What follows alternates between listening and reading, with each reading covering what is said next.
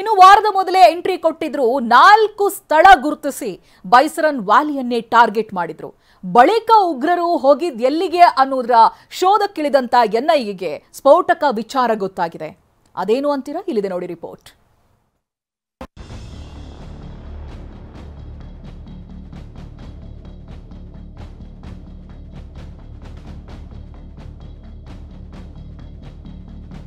ನಾಲ್ಕು ಸ್ಥಳ target, ಬೈಸರನ್ನಲ್ಲಿ attack. ಬೈಸರನ್ ವ್ಯಾಲಿಯನ್ನೇ ಆಯ್ಕೆ ಮಾಡಿದ್ದೇಕೆ ಉಗ್ರರು? ಪಹಲ್ಗಾಮ್ ಉಗ್ರರ ಜಾಡು ಬೆನ್ನತ್ತಿರುವ ಎನ್ಐಎ ಪಾತಕಿಗಳ ಸಂಚು ಬಯಲು ಮಾಡ್ತಿದೆ. ದಿನಕ್ಕೊಂದು ಸ್ಫೋಟಕ ಸಂಗತಿಗಳು ಹೊರಬೀಳ್ತಿವೆ. ಉಗ್ರರು ಕೇವಲ ಬೈಸರನ್ ವ್ಯಾಲಿಗಷ್ಟೇ ನೇರವಾಗಿ ನುಗ್ಗಿ ದಾಳಿ ಮಾಡಿಲ್ಲ, ಬದಲಾಗಿ 4 ಸ್ಥಳಗಳನ್ನು ಗುರುತಿಸಿದ್ರು ಅನ್ನೋ ಅಸಲಿ ಸತ್ಯ ಗೊತ್ತಾಗಿದೆ. ಏಪ್ರಿಲ್ 15ರಂದೇ ಜಮ್ಮು ಕಾಶ್ಮೀರದಲ್ಲಿ ಠಿಕಾಣಿ ಹೂಡಿದ್ದ ಉಗ್ರರು Baisaran valley, Aru valley, Betaab valley, local amusement valley park target ಮಾಡಿದ್ರು. ಈ 4 ಸ್ಥಳಗಳಲ್ಲಿ ಮಾರುವೇಷದಲ್ಲಿ ಓಡಾಡಿದ್ದಾರೆ. ಇದಕ್ಕೆ ಸಾಕ್ಷಿ ಎಂಬಂತೆ ಏಪ್ರಿಲ್ 18ರಂದು ಬೇತಾಬ್ ವ್ಯಾಪ್ತಿಯಲ್ಲಿ ಶಂಕಿತರು ಓಡಾಡಿರೋ ದೃಶ್ಯ ಪ್ರವಾಸಿಗರೊಬ್ಬರ ಮೊಬೈಲ್ನಲ್ಲಿ ಸೆರೆಯಾಗಿದೆ.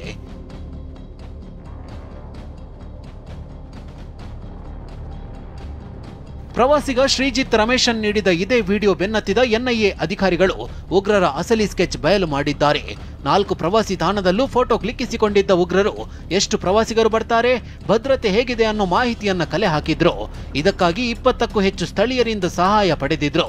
ಸ್ಥಳೀಯರ ಸಹಾಯದಿಂದಲೇ ಶಸ್ತ್ರಾಸ್ತ್ರಗಳನ್ನ ಬೈಸರನ್ಗೆ ಸಾಗಿಸಿದ್ರು ಅನ್ನೋದು ತನಿಖೆಯಿಂದ ಹೊರಬಿದ್ದಿದೆ. ಹಾಗಾದ್ರೆ ಬೈಸರನ್ ವ್ಯಾಲಿಯನ್ನೇ ಉಗ್ರರು ಆಯ್ಕೆ ಮಾಡಿದ್ದೇಕೆ? ಅದನ್ನೇ ತೋರಿಸ್ತೀವಿ ನೋಡಿ. Aru valley, Betaab valley, local amusement park 3 ಸ್ಥಳ ಬಿಟ್ಟು ಪಹಲ್ಗಾಮ್ ಟಾರ್ಗೆಟ್ ಮಾಡಿದ್ರು. ಯಾಕಂದ್ರೆ ಬೈಸರನ್ ವ್ಯಾಲಿಗೆ ಹೆಚ್ಚು ಪ್ರವಾಸಿಗರು ಭೇಟಿ ನೀಡ್ತಾರೆಂಬ ಮಾಹಿತಿ ಕಲೆ ಹಾಕಿದ್ದಾರೆ. ಭದ್ರತೆ ಕಡಿಮೆ ಇದ್ದಿದ್ರಿಂದ ದಾಳಿ ಮಾಡಲು ಸ್ಕೆಚ್ ಹಾಕಿದ್ದಾರೆ. ಹೀಗಾಗಿಯೇ ಬೈಸರನ್ ವ್ಯಾಲಿಗೆ ನುಗ್ಗಿ ಟಾರ್ಗೆಟ್ ಮಾಡಿದ ಉಗ್ರರು ಮನಬಂದಂತೆ ಫೈರಿಂಗ್ ಮಾಡಿದ್ದಾರೆ. ಉಗ್ರರಿಗೆ ನೆರವು ನೀಡಿದ್ದ 80 ಜನರ ಬಂಧನ. ಹೀಗೆ ಬೈಸರನ್ ವ್ಯಾಲಿಗೆ ನುಗ್ಗಲು ಉಗ್ರರಿಗೆ ಸಹಾಯ ಮಾಡಿದ್ದ ಬರೋಬ್ಬರಿ 80 ಮಂದಿಯನ್ನ ಎನ್ಐಎ ಬಂಧಿಸಿದೆ. ಈ 80 ಮಂದಿ ಓವರ್ ಗ್ರೌಂಡ್ ವರ್ಕರ್ಸ್ ಆಗಿ ಕೃತ್ಯಕ್ಕೆ ಸಹಕಾರ ನೀಡಿದ್ದಾರೆ. ಅಂದ್ರೆ ಉಗ್ರರಿಗೆ ಆಶ್ರಯ ನೀಡಿ ಆರ್ಥಿಕ ಸಹಾಯ ಮಾಡಿದ್ದಾರೆ. ಇದರ ಜೊತೆಗೆ 2500 ಮಂದಿಯನ್ನ ವಶಕ್ಕೆ ಪಡೆದಿದ್ದ ಎನ್ಐಎ ಸದ್ಯಕ್ಕೆ 186 ಜನರನ್ನ ವಶದಲ್ಲಿಟ್ಟುಕೊಂಡು ವಿಚಾರಣೆ ಮಾಡ್ತಿದ್ದಾರೆ.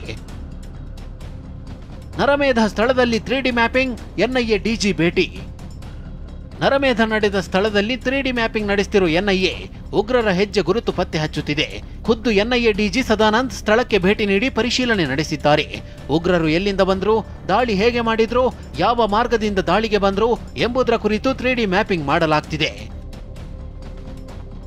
ದಾಳಿಕೋರರು ದಕ್ಷಿಣ ಕಾಶ್ಮೀರದಲ್ಲಿ ಅಡಗಿರುವ ಶಂಕೆ. 3D ಮ್ಯಾಪಿಂಗ್ ವೇಳೆ ಉಗ್ರರು ಜಮ್ಮು ಕಾಶ್ಮೀರ ಬಿಟ್ಟು ಹೋಗಿಲ್ಲ ಎಂಬ ವಿಚಾರ ಗೊತ್ತಾಗಿದೆ. ದಕ್ಷಿಣ ಕಾಶ್ಮೀರದಲ್ಲಿ ಅಡಗಿರುವ ಶಂಕೆ ವ್ಯಕ್ತವಾಗಿದೆ. ಕಾಶ್ಮೀರದ ದಕ್ಷಿಣ ಭಾಗದಲ್ಲಿ ಉಗ್ರರು ಅಡಗಿರುವ ಶಂಕೆ ಇದ್ದು ಸ್ಥಳೀಯರ ನೆರವಿನಿಂದ ದಟ್ಟ ಕಾಡಿನ ಮಧ್ಯೆ ಇದ್ದಾರೆಂಬ ಮಾಹಿತಿ ಎನ್ಐಎಗೆ ಸಿಕ್ಕಿದೆ. ಶಸ್ತ್ರಸಜ್ಜಿತರಾಗಿ ದಟ್ಟ ಕಾಡು, ದುರ್ಗಮ ಪ್ರದೇಶದಲ್ಲಿ ಠಿಕಾಣಿ ಹೂಡಿದ್ದಾರೆ. ಒಂದು ವೇಳೆ ಸೇನಾಪಡೆ ದಾಳಿ ಮಾಡಿದ್ರು ದಂಡು ದಂಡಾಗಿ ದಾಳಿ ಮಾಡಲು ಸ್ಕೆಚ್ ಹಾಕಿಕೊಂಡಿದ್ದಾರೆ. ಕಾಡಿನ ಒಂದೊಂದು ದಿಕ್ಕಿನಲ್ಲಿ ಒಬ್ಬೊಬ್ಬರು ಅಡಗಿರೋ ಶಂಕೆ ಇದ್ದು ಕಾಡಿನಲ್ಲಿ ಹೇಗೆ ಬದುಕಬೇಕು, ಹೇಗೆ ದೀರ್ಘಕಾಲದವರೆಗೂ ಇರಬೇಕು ಎಂಬ ಟ್ರೈನಿಂಗ್ ಕೂಡ ಆಗಿದೆಯಂತೆ. ಎಸ್ಕೇಪ್ ಆಗಲು ಸಾಧ್ಯವಾಗದೆ ದಟ್ಟ ಕಾಡಿನಲ್ಲಿ ಅಡಗಿರೋ ಉಗ್ರರನ್ನ ಬೇಟೆಯಾಡಲು ಎನ್ಐಎ ಪಕ್ಕಾ ಸ್ಕೆಚ್ ಹಾಕಿದೆ. ಸೇನಾಪಡೆಯು ಹುಡುಕಾಟ ನಡೆಸುತ್ತಿದ್ದು ಯಾವುದೇ ಕ್ಷಣದಲ್ಲಿ ಉಗ್ರರ ಸಂಹಾರ ನಡೆಯುವ ಸಾಧ್ಯತೆ ಇದೆ. Bureau report, TV9.